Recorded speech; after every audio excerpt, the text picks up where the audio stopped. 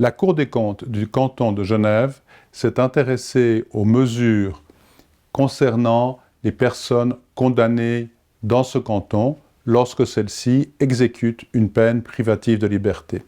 Pourquoi l'a-t-elle fait? Eh bien, elle l'a fait parce que le droit suisse impose au canton de participer à la réinsertion des personnes qui se trouvent en prison après une condamnation. Qu'entend-on exactement par des mesures de réinsertion? Il s'agit par exemple de faciliter les contacts des détenus avec leur famille, qu'elles soient proches ou lointaines, par le biais de parloirs Internet. Il s'agit aussi de leur donner un minimum de formation professionnelle, voire une aide au retour, de manière qu'une fois retournés après avoir purgé leur peine de prison dans leur pays d'origine, ils soient en mesure d'y mener une activité licite.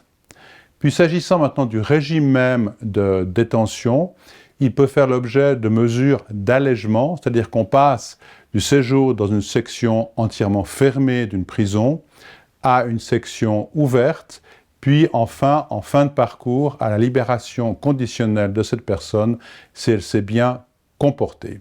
Que constate-t-on dans le canton de Genève? Eh bien, on constate que le concept général pour les mesures de réinsertion est un bon concept qui mérite d'être pleinement déployé. Donc, il y a des possibilités d'apprendre certaines professions, par exemple dans le domaine de la cuisine.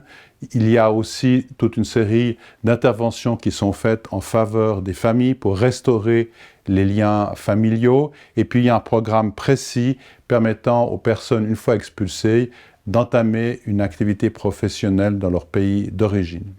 Toutefois, ces mesures ne sont pas encore suffisamment déployées car nous manquons dans le canton de Genève d'établissements pénitentiaires adéquats et de personnel prêt à enseigner les professions qu'ils auront auparavant apprises.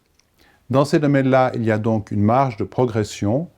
Les autorités cantonales compétentes ont accepté les 3 recommandations de la Cour des comptes et elles vont les mettre en place au fur et à mesure des possibilités, notamment en matière de bâtiments.